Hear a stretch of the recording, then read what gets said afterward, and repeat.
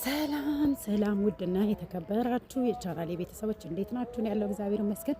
እንግዲህ ያው ከጠዋቱ 12 ተኩል ነው ማለት ነው። እንግዲህ 12 ተኩል ስላችሁ 6 ተኩል 12 ተኩል በኢትዮጵያ የሳውዲ ለምጄ እና አሁን ዝናብ ዘንቦ ነበረ። እዩት ምን እንደሚመስል ማለት ነው። አያምርም?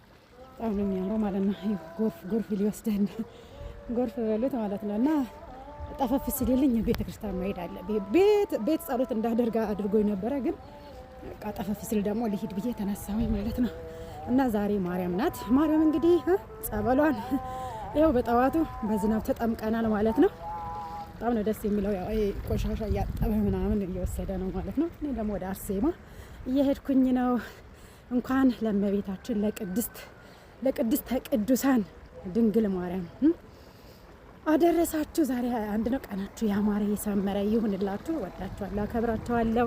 እንግዲህ በዚህ ዝናብ በጣም ደስ የሚለው መንፈሱ ቅዝቃዜው ምናምን በጣም ደስ ይላል እና አሁንም ገና አልጨረሰም፣ ግን ጥላ እንኳን አልያዝኩም ማለት ነው። እና እግዚአብሔር ይሁንሽ በሉ። ዝናቡ እዛው እንዳጃው እዛ እንኳን ቤተክርስቲያን ውስጥ ጋባለሁ፣ ምንም ችግር የለውም። ነገር ግን መንገድ ላይ ከጀመረ በቃ አለቀልኝ።